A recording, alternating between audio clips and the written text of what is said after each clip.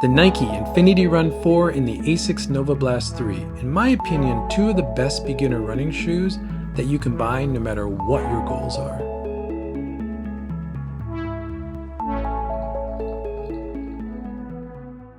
What makes a shoe good for a beginner? Well, I think you're looking for one of two things. The first one is I think you need a decent amount of midsole cushioning. Now that may seem pretty obvious, but I think that cushioning needs to come with a lot of technology built into it that will help guide and support the foot to help you become a better runner.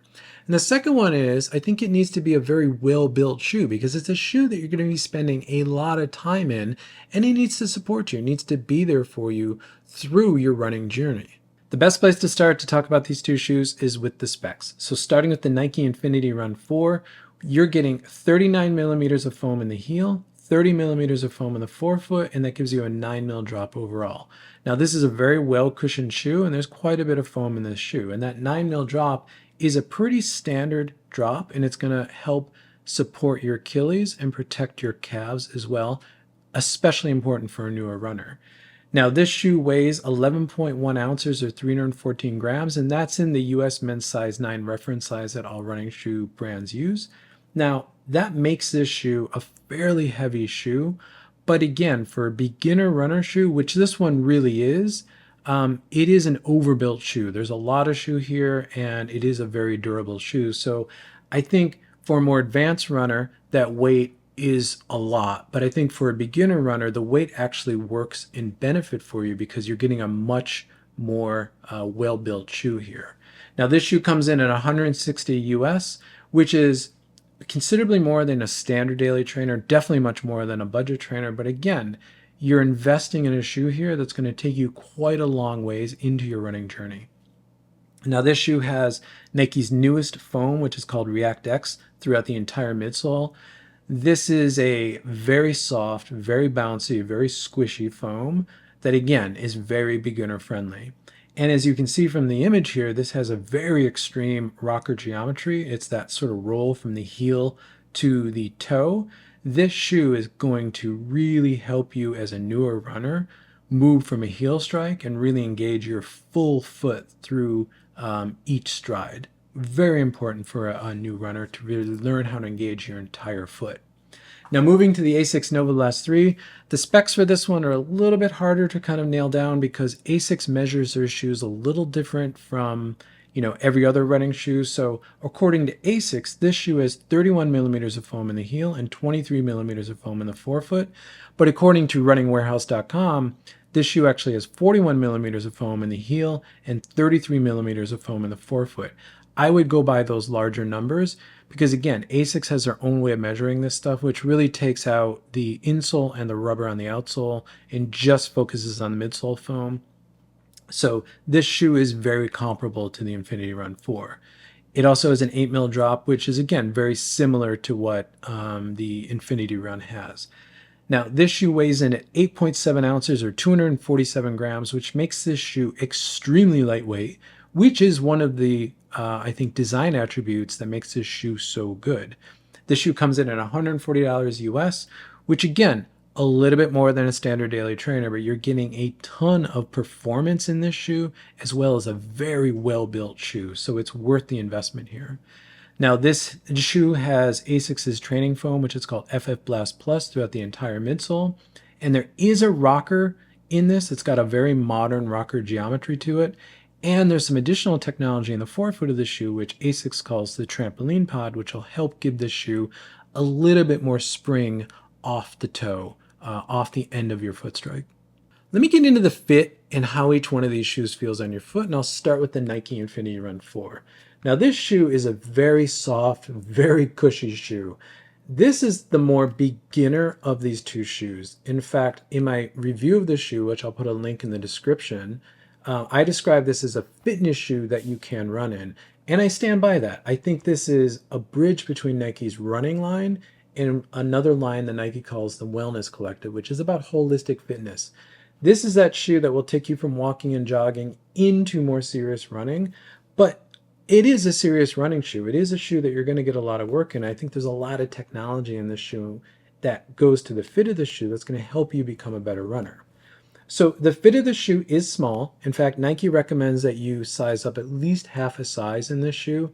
I would say if you have a very high volume foot, especially in the toe area, you may even want to go a full size up on this shoe. Now keep in mind, this is a shoe for running, so you don't want it too large. And the rule of thumb, no pun intended, is that there should be about a thumb's width between the tips of your toes and the edge of the shoe to make sure it's a proper fit. Ideally in some shoes, maybe a little bit more. So I'd recommend actually trying the shoe on and seeing which one gives you about a thumb's width between your toes and the end of the shoe.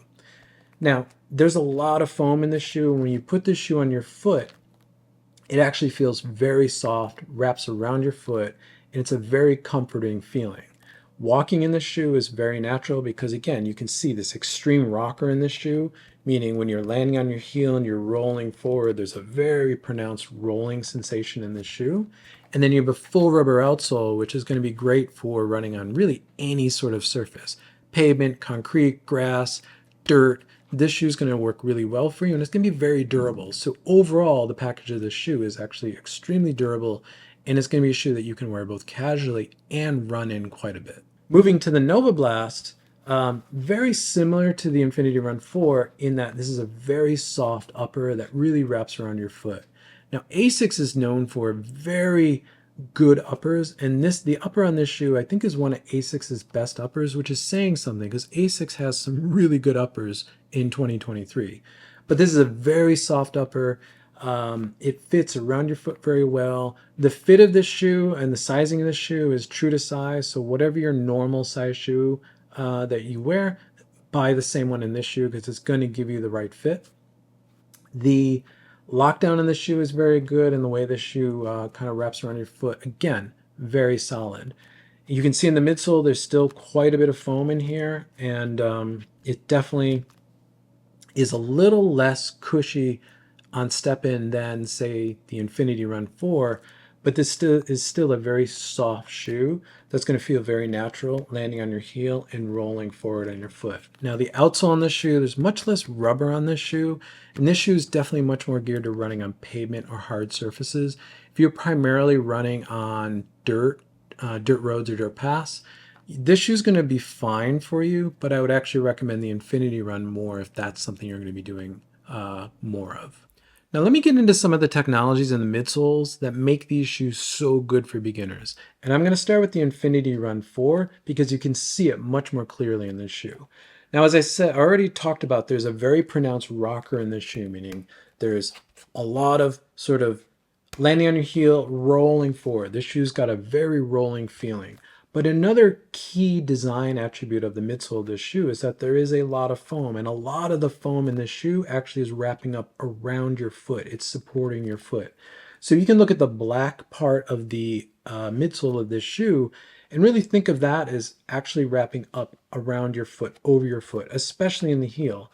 So when you put your foot into this foam comes up around your heel. So that means when you're landing as a heel striker, which most beginner runners are, this shoe is going to be very supportive around the heel. It's going to hold your heel, and it's going to be a somewhat stable shoe, especially for as soft as the foam is in this shoe. Now, another key design attribute of this shoe is that if you look at the medial or inner side of the shoe, you can see that the foam in here is very straight. It's almost sort of a convex pattern or shape to it, which means when you're landing on this shoe and you're rolling inward, which is called pronation, something that every runner does, some people do it more than others, this shoe is going to really support pronation, or maybe you've heard about overpronation. This shoe is really going to help support that and channel that energy not inward, but into the toe area, which is key. Now on the outside or lateral side of this shoe, you can see that there's a convex shape to this, meaning when you land on this shoe, this channel is really going to absorb a lot of that energy. And again, try to center your foot, get you in the midfoot, and roll you forward. The midsole of this shoe is really designed to help guide your foot forward, support it and guide it forward, which I think is a huge thing that you're looking for in a beginner running shoe. Now moving to the Asics Novablast 3, again, you can see a lot of similarities. This shoe has much less rocker in it, so it will still move you from heel to toe, and it'll feel very natural in the way that it does that, but it's much less of a pronounced rolling feeling.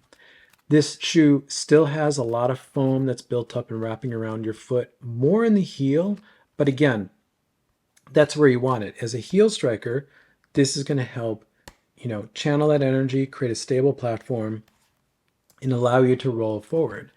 This shoe has quite a bit of foam on the medial or inner side and quite a bit of foam on the lateral or outside of the shoe.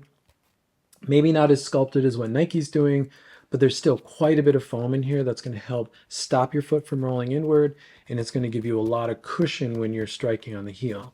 The other piece of technology that this has is something that Asics is calling the trampoline pod in the forefoot, meaning this little sort of middle ridge here that you can kind of see hopefully on the black shoe, is this little sort of pod that's in the forefoot of the shoe, a little sort of lump of foam, so that when you actually land and engage the forefoot of this shoe, it's going to feel a little bit more springy than the Nike is. That's one of the design attributes of this shoe that make that a lot of people love this shoe for, because this shoe feels very springy off the toe, which again is one of the things you're looking for as a beginner runner. So what's the verdict here? Which one of these shoes is better for you as a beginner runner? Well, I think the answer really comes down to how much of a beginner are you? If you are truly a beginner, you're taking your first steps into running, meaning you're looking for a shoe that will help you walk, maybe begin to jog a little bit, and eventually run a few days a week, this is the better shoe, the Nike InfinityRN 4. This is exactly what this shoe is designed to do. This truly is a beginner runner shoe that's really going to help you move from walking into running exceptionally well. A lot of cushion, very comfortable, and it's going to be with you through that entire transition. This is truly the beginner running shoe. But if you're a runner who's been running a little bit, maybe you bought a pair of budget trainers and you're looking to buy your first real running shoe, I think the Asics Novablast is going to be the better shoe for you because there's a lot more performance in this shoe. In fact, this isn't necessarily even a beginner's running shoe. Asics' elite and pro level runners actually train quite a bit in this shoe, and this is a shoe that's very well loved from a lot of runners of all abilities. There's a lot more performance in this shoe. This is going to be an excellent shoe for you to do, say, a couch to 5K program in, or start your first training plan for your first 5K and race in that 5K. Because like I said, there's a lot more performance in this shoe, and this shoe is going to take you much farther into your running career. Thank you for making it to the end of the video. If you like this kind of content, consider subscribing. You'll see more content like this pop up in your feed. If not, drop a like on this video because it helps this channel continue to grow, which I always appreciate. And with that, I'll catch you in the next one.